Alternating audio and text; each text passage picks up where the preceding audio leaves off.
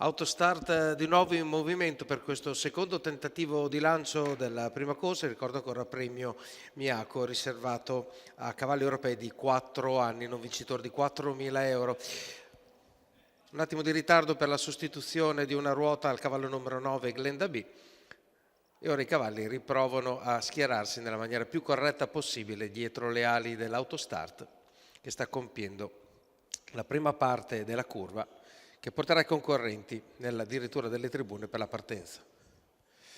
Anche stavolta l'allenamento è un po' sui generis, non tutti i cavalli sono perfettamente nella posizione prevista, qualcuno rinuncia al via, comunque la macchina stavolta la dà buona, lo starter è d'accordo sull'allenamento e si parte. Sbaglia subito Jojo, davanti a tutti lottano Gidalis di Poggio e Grezzar del Vento.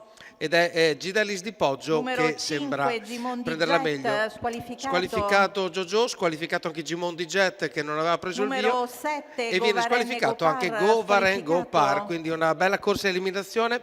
I primi 200 metri per Gidalis di Poggio, che comunque si è messa davanti, sono comunque passati in 15-3. E Barbini in questo momento ha il possesso delle operazioni della corsa e andiamo già verso i 400 metri quando Glenda B ha già preso la via della seconda corsia e prova ad avvicinarsi a tenere contatto con i primi.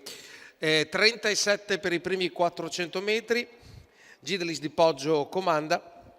E l'unico a questo momento avversario più vicino è Glenda B, che sta cercando ovviamente di tenere un po' di pressione su quello che è il leader della corsa. Prende la via dell'esterno anche Gowan Laumar, mentre all'interno troviamo Grezzar del Vento e il numero 1 di Gabergio. Siamo davanti alle tribune e il tutto viene compiuto nel tempo di 1 minuto abbondante, 1:1 diciamo, e Gidalis di Poggio continua a condurre. Le posizioni sono rimaste completamente immutate, segue in ultima posizione Garfield Gar.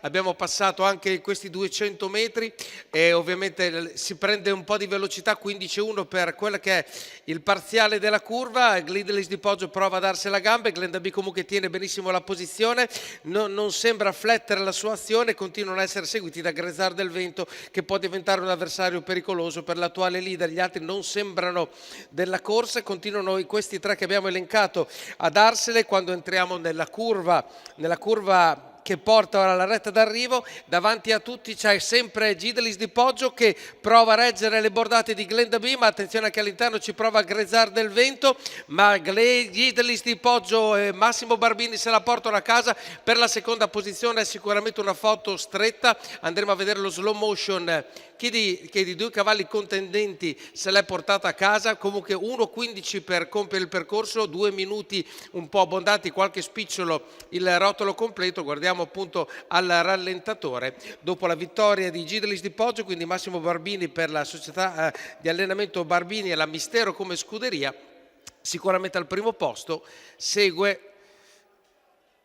è molto stretta, ma diciamo che se dovessi scommettere un centesimo probabilmente starei su Grezzar del Vento, che si dovrebbe essere aggiudicato la seconda moneta di questa prima corsa davanti al numero 9 di Glenda B.